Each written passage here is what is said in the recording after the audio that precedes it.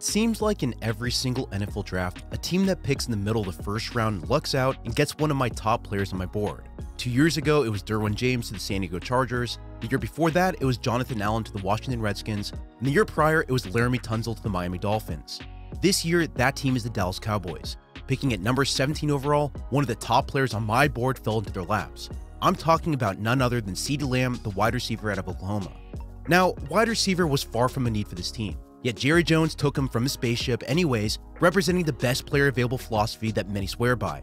In this video, I wanted to show you why CeeDee Lamb is such a good prospect and how he instantly makes the Cowboys a much more dangerous team the moment he steps on the field. Let's start with what makes him good.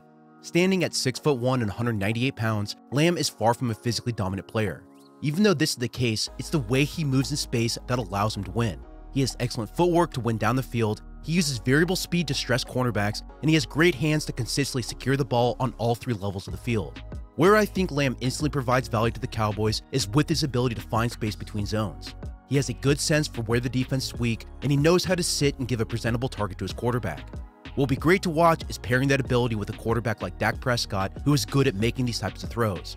Lamb will sit on spot routes and hitch routes, and he always does a good job of coming back to the ball to help his quarterback.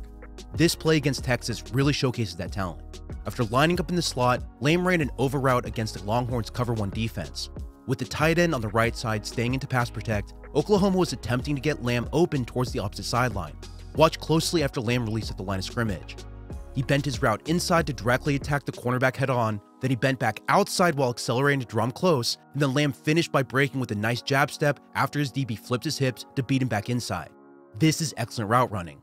Lamb then accelerated away from his defender, realized his quarterback was under pressure, and then he came back to the ball before breaking 2 tackles on his way to score the touchdown. These types of catches and big plays featuring broken tackles happen routinely all over his film. He's incredible with the ball in his hands. He's elusive and he has great vision to weave and cut through defenses. Anytime he touches the ball, Lamb does such a good job of finding a way to squeeze an extra yard or 2 and usually much more. Even on simple hitch routes, it usually takes more than 1 defender to take him down. I love how he just has this innate sense for throwing a defender off guard with his quickness. Now, I do get that these types of plays and broken tackles likely won't happen as frequently in the NFL. However, Lamb has the ability to win with his route running, and that allows him to get these opportunities in the first place. Speaking of route running, the way he runs the stems of his routes, angling them in order to create half-man relationships, is something that is translatable at the next level. There is a complexity to the way he moves. He also does a really good job of shifting gears to accelerate after he makes his cuts. What you'll notice as you study him is that Lamb doesn't really run at 100% on any of his routes. He's almost always running at 80 to 90% speed in order to lure the defender towards him before he puts his foot on the gas. While I don't think he's an elite speed or fade route runner, what blew me away is how he always seems to come away with the ball. He has excellent concentration. He rarely drops a pass, and on his 88 targets last season, he only dropped 3. Lamb does an awesome job of adjusting to the pass and finding a way to bring it in. As I go through film, the one thing that I try to do is see what people's biggest fears are when it comes to certain players. I then try to see if that fear is reasonable or if it's false based on my film study. For Lamb, one of his biggest misconceptions comes from his lack of production in a decent number of his games. You look at the box score in games like UCLA or TCU, and Lamb had fewer than 40 yards in both these contests. So to solve this problem, I actually went through both these games in detail to see what exactly happened. In the UCLA game, for example, what I noticed was that Lamb just wasn't incorporated in the game plan as much as I felt like he should have been. When you aren't the first or even second read on a given play, and your offense features the talent that Oklahoma has and consistently move the ball down the field, you just simply aren't needed. OU also went up 20 points really early, and when your biggest play of the game gets brought back due to a holding call, there really isn't anything else you can do. Now, TCU, on the other hand, was a different story. Multiple missed opportunities could have made his box score look drastically different. Again, the story of this game was far from Lamb being bad or being shut down or anything like that, but you had plays like this one where Lamb clearly went on a fade route out of the slot and Hurts simply missed him. Speaking of missed opportunities, the most egregious example of these happened against LSU in the playoffs. The number I saw in this game was absolutely absurd.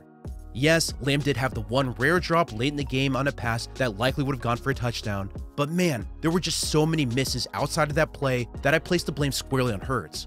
Lamb finished this match with 4 catches and 119 yards, and by my tracking, he easily could have broken 200 yards plus a touchdown. If Hurts looked his way by understanding the structure of the defense better or threw the ball with any sort of anticipation, Lamb would have truly dominated this game from start to finish. Again, LSU did crush OU in this game, but at least Lamb would have been able to contribute to a higher degree if only he was given the chance. Well, so far in this video, we've talked about Lamb's ability to beat zone coverage with good awareness, his awesome yak creating ability, how he stems his route to create openings, and how he has good hands and rarely drops passes. Now, let's talk about the negatives. The one thing that Lamb needs to improve on is his route running on underneath routes. This happens frequently on drags and out routes, where Lamb doesn't get the depth he needs on plays with a defined landmark. For example, near the end of the Big 12 championship against Baylor, Oklahoma was faced with the 3rd and 3. The line to gain was the 44-yard line, yet Lamb bent his route at the 45. If he was targeted on this play, he wouldn't have gotten the first down. He needs to push up the field more before coming back down in order to create a separation. This happened too frequently. Outside of underneath route running, the second negative that I have to bring up is his lack of experience at beating press man coverage. Against Big 12 defenses, Lamb was given free release after free release. When he did face man coverage on the rare occasion, Lamb often struggled to create separation. Now, this didn't happen all the time, but since Lamb doesn't have the elite straight line speed, nor does he have the defined release to create hesitation at the line of scrimmage, I think this will be a problem for him when he enters the NFL. Now, obviously, plenty of receivers get better at beating press once they enter the league, and Lamb will have Amari Cooper to learn from, but beating press will be a defining trait for his development. Finally, the last thing that I have to say, which I think is the most minor criticism that I wrote down, has to do with how he drifts on in or out breaking routes. For example, against LSU, Lamb runs a dig route attacking the center of the field. At the 50-yard line, the defender is flat-footed by how Lamb set him up, but he doesn't take advantage of it.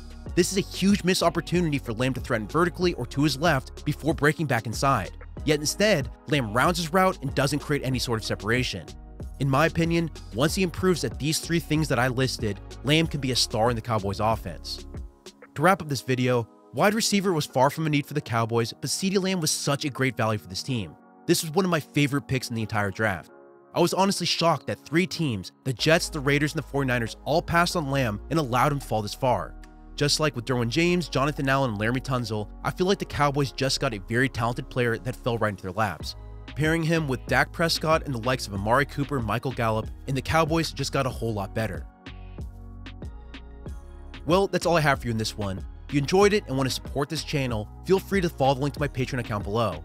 Soon up, we'll get into more off-season content, and as I said previously, I have a full list of video topics all lined up for your entertainment. Feel free to recommend some as well. Thanks again for watching, and you can find me on Twitter at Samuel R. Gold.